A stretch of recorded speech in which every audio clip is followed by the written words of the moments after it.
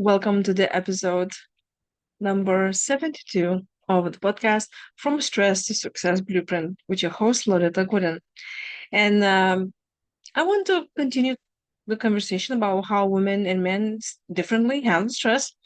But today will be the last episode of this little batch. And tomorrow I will start with different ways how we can, we really stand in our own way and how we're stressing ourselves out. So yeah, that's gonna be in the next episode. But today it's still about women, men, and the difference how we handle stress. Okay. I already kind of mentioned in the previous episodes that women like to talk, and women rather go and talk with friends and talk about the problems, and that has to do a lot with that women want to have endorphins and oxytocin and all of this. Now, men, on the other side, they don't like to talk about the problems because also that is not one of the things how they get the testosterone. So it's not that we only that's like one thing on the biological level we are different because we have a different needs for different hormones, and those hormones are really created differently in our bodies. So the chatting and walking around and asking for help and getting hugs is really a woman biological needs compared to men. But also in our society, it's men get so much of pressure of showing the weakness. It's like, boys don't cry, so it's not a good idea for a man to go around and chat with other men and ask about their opinions when and talk about their problems because they will look very weak. um and again, disclaimer, it's not like I'm saying like every man is like this and every woman is like this, okay? This is just like from scientific point of view, the majority of people, biological bodies of women and men behave like that. That's not even my words. That's plenty of doctors that say that. Um, so men not really good with talking about it. Now they're very good and they totally need. So if let's say you have a man, a friend, a coworker, a spouse, or whatever, that they stressing out and they are a man, tell them to go hang out with their friends. They're probably not gonna talk about it. They're not gonna talk about their problems and ask for solutions because naturally, if they will start talking about their problems, they will look weak, but also they have to hear everybody else's opinions, and they always need to just kind of percolate on that until they come up with their own decisions. So they rather don't even say anything, which is very bad because this is how the isolation happens. So if somebody is not really good with isolating themselves, especially when they already inclined from their childhood because they learned the pattern that it's better to keep quiet because when somebody sees that I'm weak, I'll get hurt more. Or they were laughed at when they ask for help or they vocalize their problems.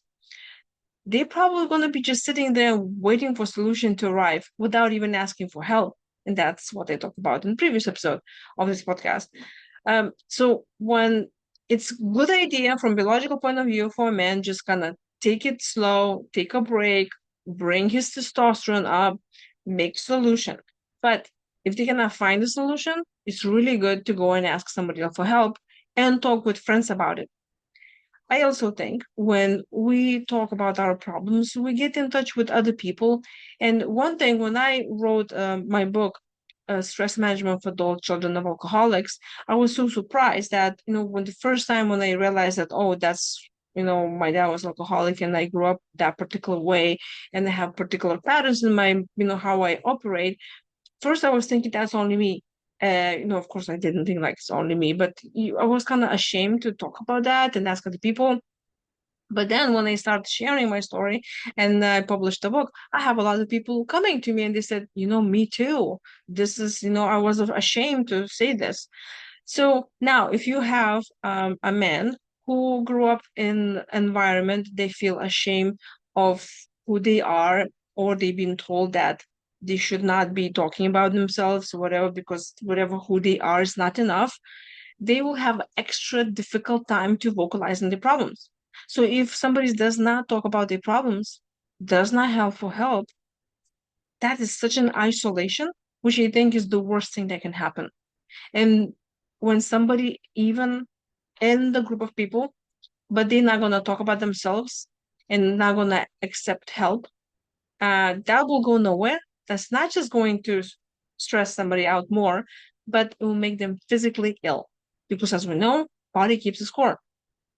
So women on the other side, they're much better with talking and venting and getting the problems. And so many times that, when, and I'm sure you probably got this, when you just mentioned some, maybe you have difficulty with some problem solving, or you want to hear somebody else's opinion, people will give their opinion even if you ask them or not. But if you don't take this personally and you don't take like, oh, they just see me as a weak person, you can hear lots of opinions about how you can solve a problem. And you probably will think, wow, this is great. I now know how to solve this problem. So they solve you so much time and energy and you are less stressed. I think that's why, we're different from chimpanzees, right? Because we learn from each other how to um, learn, and mommy will learn how to solve the problems uh, by talking and interacting with somebody else. Um, Now, on the other hand, it can be that it could be way too much of conversation and just solving the problems when it is just so much of talking, but really not doing.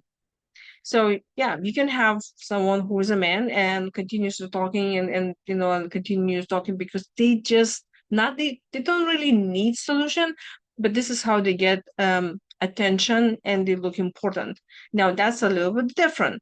And we can look from another point of view. There could be a woman who doesn't want to talk about her problems at all because she's been told that it's not good to show your dirty laundry to everyone, and she needs to keep it an image because she grew up in an environment that was taboo to talk about negative things. So she still wants to portray that thing. So, and everyone, it really depends on what kind of environment you grew up in. What is your culture? What's your family traditions? It could be very, very different. But now I'm inviting you to leave me a comment and tell me, are you one of those that you will ask other friends' opinion, or you will just rather kind of sit and percolate on your own and just kind of find your own solutions? And if you're watching this on YouTube and you found this video beneficial, please like it. And if you have not subscribed to my channel, please do so now. And let's show up in the next episode because I am, like I said, I'm starting something also very useful that sometimes we don't really think about small things like that, but we stress ourselves out because we just holding ourselves back or anyway. So I'll be talking to you in the next episode. I'll see you there.